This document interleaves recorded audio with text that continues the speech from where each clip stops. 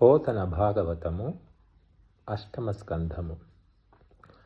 మరియు నెవ్వని బలంబున మహేంద్రుండును, ప్రసాదంబున దేవతలును, కోపంబున రుద్రుండును, పౌరుషంబున విరించియు, ఇంద్రియంబుల వలన వేదంబులును మునులును, మేఢ్రంబున ప్రజాపతియును, వక్షంబున లక్ష్మియు, ఛాయ వలన పితృదేవతలును, స్తనంబుల వలన ధర్మంబును, పృష్ఠంబుల వలన ధర్మంబును, శిరంబు వలన నాకంబును, విహాయంబు వలన నప్సరోజనంబులును, గుహ్యంబు వలన బ్రహ్మంబును, ముఖంబు వలన విప్రులును, భుజంబుల వలన రాజులును, నూరువుల వలన వైశ్యులును, పదంబుల వలన శూద్రులును, అధరంబు వలన లోభంబును,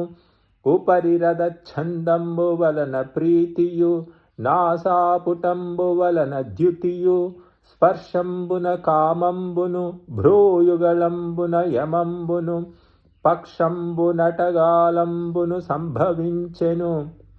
యౌవని యోగమాయా విహితంబులు, ద్రవ్యవయ కర్మ గుణ విశేషంబులు, చతుర్విధ భూత సర్గం బెవ్వని ఆత్మతంత్రంబు, యవ్వని వలన సిద్ధించి లోకంబులును, లోకపాలురును బ్రతుకుచుందురు, పెరుగుచుందురు.